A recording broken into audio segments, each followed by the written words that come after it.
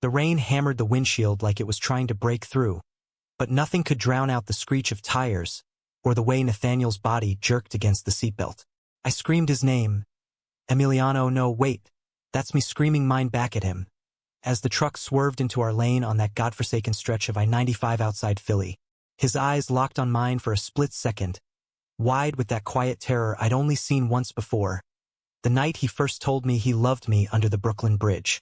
Then everything went black, and when the world came back, it wasn't ours anymore. I clawed my way out of the twisted metal first, blood warm on my temple, the metallic tang mixing with the storm's ozone bite. Nathaniel! My voice cracked like thunder, raw and useless against the chaos of sirens wailing in the distance. He was slumped against the dash, unmoving, his architect's hands, those long, precise fingers that had sketched our future on napkins in dive bars, limp and smeared with crimson. I reached for him, but the paramedics pulled me away, their gloved hands like vices on my arms. He's gone, one said, but no, he wasn't, not yet, not for me. They airlifted him to Jefferson Hospital in Philly, and I followed in the ambulance's shadow, soaked to the bone, my heart a freight train derailing. The ER was a blur of fluorescent hell. Doctors barking orders, machines beeping like accusations. I sat in the waiting room, fists clenched until my nails drew blood, replaying the last hour. We'd been driving back from his firm's retreat in the Poconos, laughing about the tiny cabin where we'd stolen away the night before, whispering dreams of a life beyond blueprints and bar exams. "You're my foundation, Emile," he'd said, his voice husky in the dark. Now that foundation was cracking, and I was the one left holding the pieces. Hours bled into dawn. A surgeon emerged, mask dangling like a noose. "He's stable," she said, her eyes tired but kind. "Concussion, internal bleeding, we got it under control. But the head trauma, the severe. Amnesia is likely. Retrograde, maybe even more." I nodded, numb. The word amnesia, echoing like a bad plot twist in one of those indie films we binged on rainy Sundays. Nathaniel, the guy who'd redesigned half of Fishtown's lofts with his impossible visions, reduced to forgetting. Forgetting us. They let me see him that afternoon, tubes snaking from his arms like veins of regret. His face was swollen, bruised purple along the jaw, but those green eyes, God, those eyes that had mapped my soul, fluttered open. "Hey," I whispered, squeezing his hand, my thumb tracing the callus from his drafting pencil. He stared at me, blank as a fresh sketchpad. Who are you?" The question hit like shrapnel, ripping open everything we'd built over 4 years. I loved the architect for years. Hell, I'd worshipped him since that first critique at Penn, when his model of a sustainable high-rise stole my breath and my heart. But now I was a stranger in his gaze. The days that followed were a slow hemorrhage. Nathaniel's family flew in from Boston. His sister Clara, sharp-tongued and silver-haired, hugging me like I was still family. "He'll remember, Em. He has to." But the doctors were brutally honest. Traumatic brain injury, they called it. The accident had scrambled his hippocampus like eggs on a hot griddle, erasing chunks of the last decade. He knew his name, his parents, the firm he'd co-founded in Philly. But me, Emiliano Reyes, the paralegal who'd traded courtrooms for his drafting table, the man who'd inked "Forever Yours" and on my ribcage during a tipsy weekend in Key West, I was a ghost. Rehab started in a sterile wing overlooking the Schuylkill River, where the water churned gray like my moods. I visited every day after work, smuggling in his favorite black coffee from La Colombe, reading aloud from the architecture journals he used to devour. "Remember this one? The Gehry retrospective. You said his curves were like bad sex, all twist and no payoff." I'd force a laugh, but he'd just nod politely, like I was a well-meaning intern. The nurses pitied me, their glances heavy with that American brand sympathy. The kind that comes with casseroles and thoughts and prayers, bumper stickers. One evening, as autumn leaves slapped against the window like accusations, he asked about the scar on my forearm, the one from a bar fight in South Philly, back when we first hooked up after a gallery opening. "Bike accident," I lied, the truth too jagged.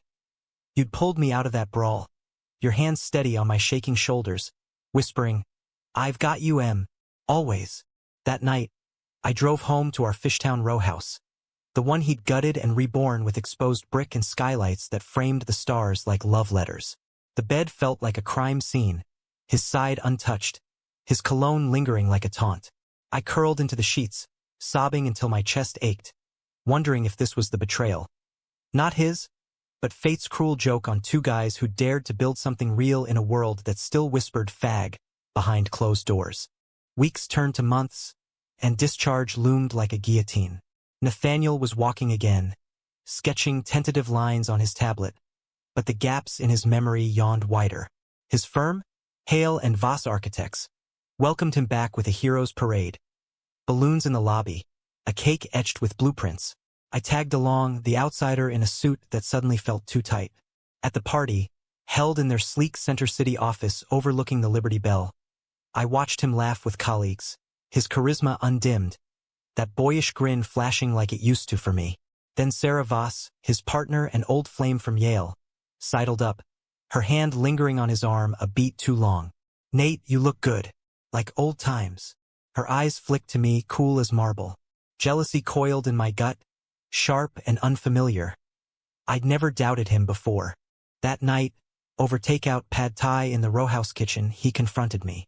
"Emiliano, you've been great, really, but it's not coming back, is it?" His voice was gentle, the architect in him measuring the space between words. I set down my chopsticks, the steam blurring my vision. "We've got history, Nate. For years of it. Late nights at the office, that trip to the Grand Canyon where you proposed redesigning the rim, God, you even sketched it." He shook his head, eyes distant. "I see the photos, the tattoos, but it feels like someone else's life, like I'm borrowing it." The admission gutted me, but worse was the undercurrent. Freedom. For him, maybe. For me, oblivion. I moved out the next week, crashing on my sister's couch in Kensington. The air thick with plant and grease and her toddler's cries. Work blurred into numbness. Filing briefs for corporate sharks who didn't give a damn about souls. But Nathaniel texted, sporadic check-ins. "Coffee?" Or, "Found this old sketch yours?" Each ping was a hook in my chest, reeling me back. We met at Reading Terminal Market, amid the clamor of Amish pretzels and cheesesteak grease, pretending normalcy. He'd lean in, brow furrowed, piecing together fragments. "Tell me about the bridge again. The one where I said." I'd fill in the blanks, my voice a bridge of its own, fragile over the chasm. Winter clamped down. Snow muffling Philly's grit into something almost poetic. Christmas came, and Clara insisted on family dinner at their parents' brownstone in Rittenhouse Square. I almost bailed, but Nathaniel called, "Please, I need to try." The dining room glowed with tapers and heirloom silver, Bing Crosby crooning from hidden speakers. His mom, Evelyn, squeezed my hand under the table, her whisper fierce. "You're his compass, Mijo." But midway through the goose, Sarah Voss appeared at the door, uninvited, bearing a bottle of Veuve and a smile like spun glass. "Thought I'd drop by." Nate mentioned the firm holiday recap. Lies. She'd wormed her way in. I knew it, preying on his blank slate. As plates cleared, she cornered him by the fireplace, her laughter tinkling like ice in a tumbler. I watched from the kitchen, dish towel twisted in my fists. As she touched his elbow, leaned close. Betrayal bloomed, hot and irrational. He didn't remember me, so how could this sting? But it did, deeper than the accident's scar. Later, in the powder room mirror, I saw it. The fool I'd become, chasing shadows.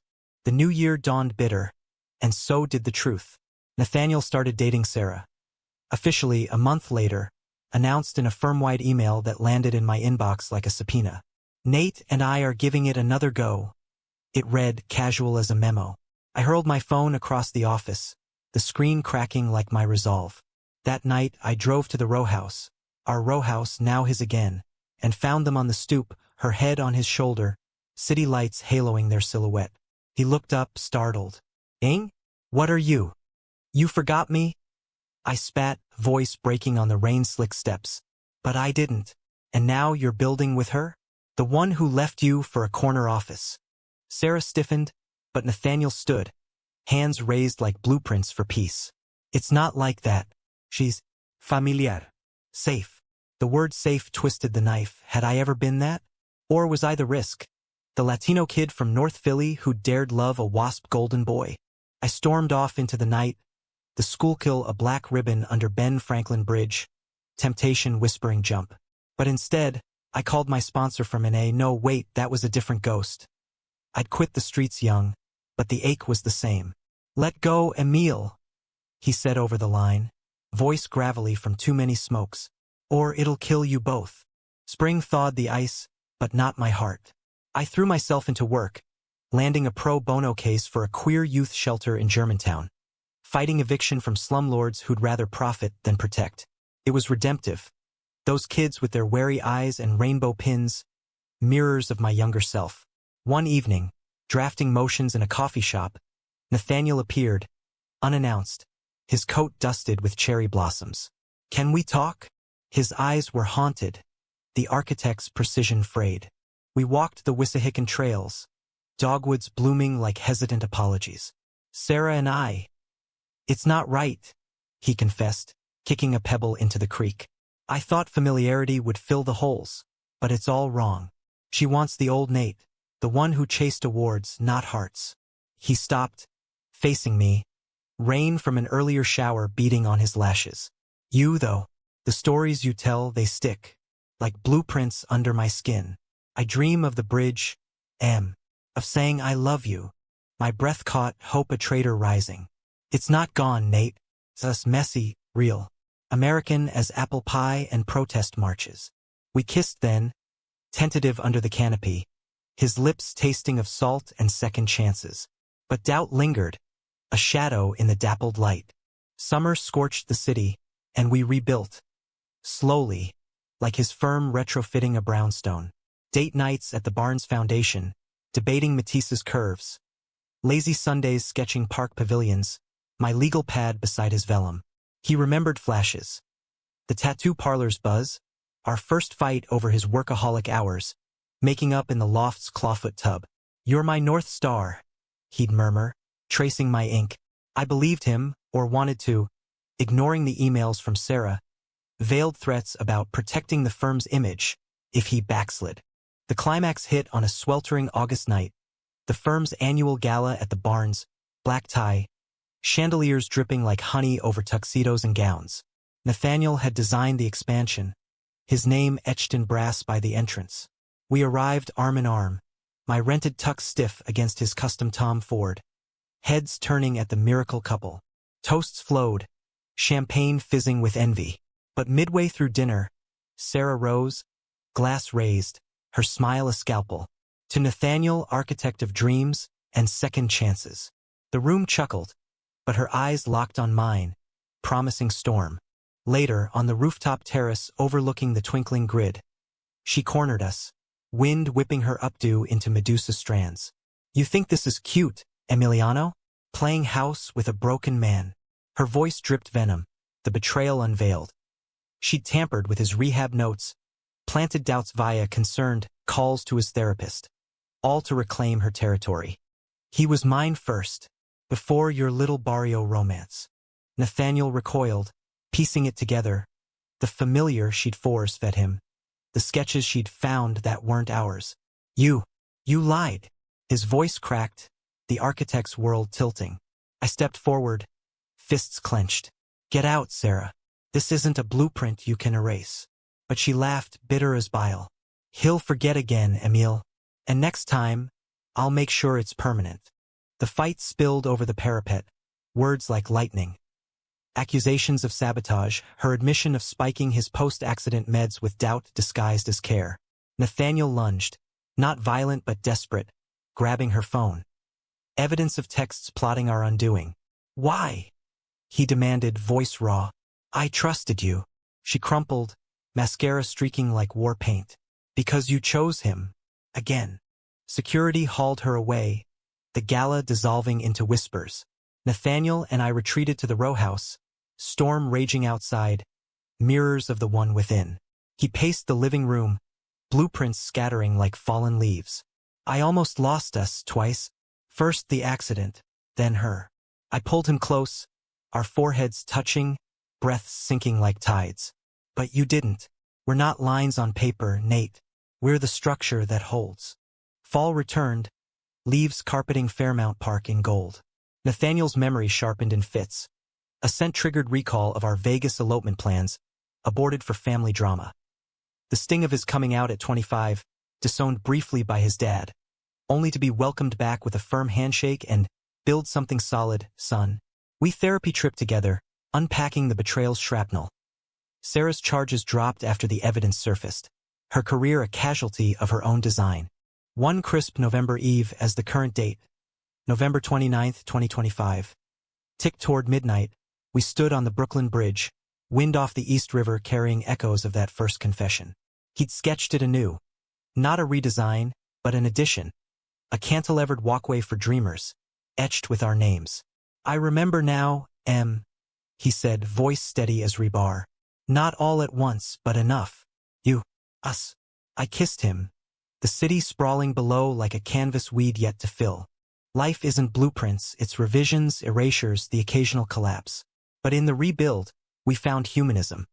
Forgiveness for the forgotten, grace for the betrayer who taught us vigilance. Nathaniel's firm thrived, inclusive now, designing shelters for the displaced. I clerked for a judge pushing queer rights. Our evenings a quiet architecture of shared silences and stolen touches. We didn't get the white picket fence. Philly row houses don't do suburbia, but we got mornings with coffee and croquis, nights where his head on my chest felt like home. The accident took pieces, the betrayal scarred others. But love? It rebuilt stronger, a span bridging the gaps. And in that American grit, flawed, fierce, forever, we started again. Not from scratch, but from the heart of what remained.